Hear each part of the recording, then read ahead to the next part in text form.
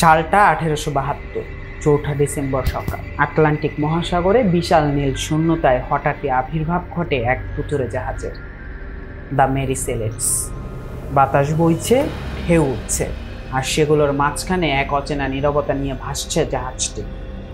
দাঁড় নেই, হাল নেই, তবুও সে এগিয়ে চলেছে যেন অদৃশ্য কোনো শক্তি তাকে ঠেলে নিয়ে যাচ্ছে অজানার দিকে। যে জাহাজটিকে পাওয়া গিয়েছিল তা পুরোপুরি চালানোর উপযোগী ছিল।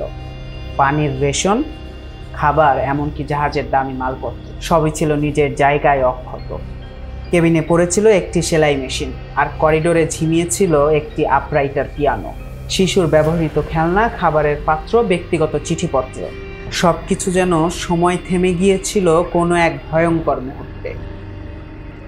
তবে যেটি ছিল না সেটি হলো জীবনের চিহ্ন। ক্যাপ্টেন বেঞ্জামিন ব্রিগস, তার স্ত্রী, 2 বছরের কন্যা এবং 7 জন দক্ষ নাবিক যেন হাওয়ার সঙ্গে মিলিয়ে গিয়েছেন। একটি মাত্র লাইফবোট নিখোঁজ, আর তা থেকে অনুমান করা যায় জাহাজ ত্যাগ হয়েছিল সুশৃঙ্খলভাবে। কিন্তু প্রশ্ন থেকে যায়, কেন? জাহাজের লগবুকে শেষ এন্ট্রি ছিল একেবারে স্বাভাবিক। আবহাওয়ার বর্ণনা, দিক নির্দেশনা, কোথাও এক ফোঁটা অস্থিরতার ছায়াও নেই।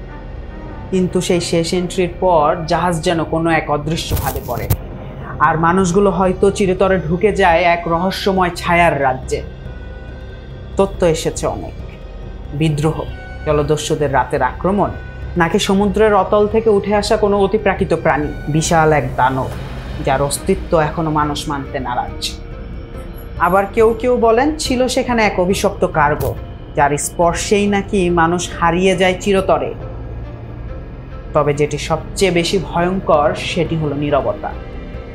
জাহাজে কোনো রক্তের দাগ ছিল না, সংঘর্ষের কোনো চিহ্ন ছিল না, শুধু এক নিখুঁত অনুপস্থিতি। যেন কেউ বা কিছু সবকিছু নিঃশব্দে সরিয়ে নিয়েছে। মেরি সেলেটস আজ সেই রহস্যের নাম। একটি জাহাজ যেটি ফিরেছিল, কিন্তু তার মানুষগুলো আর কখনোই ফিরে আসেনি। এখনো কেউ কেউ বলেন পূর্ণিমার রাতে আটলান্টিকের কোনো এক নির্জন কোণে হঠাৎ ভেসে ওঠে একটি জাহাজ। মাঝরাতে বাতাসহীন সমুদ্রে একেবারে নিঃশব্দ।